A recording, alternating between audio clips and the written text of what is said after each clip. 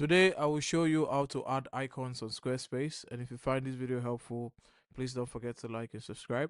Now what I want you to do is log into your Squarespace account, and once you're on your dashboard, you're going to choose your website that you want to add the icon for, and this is what your dashboard should look like. Now we're going to come to the bottom of the left sidebar. We're going to click on settings. On the settings, we're gonna be on website, and then we're gonna come to favicon. Now on the favicon, we can add icons here, and these icons will automatically be on our page.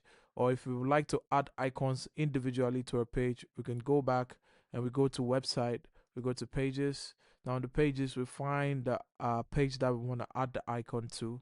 On the right where the website is being previewed, we can see the edit button at the top. We click on it, and here we can go to wherever we want to add the icon. Once we hover over the section, we're going to see an ad block pop up, and we can choose code from here, or we can go to ad block, and then from here we can choose code.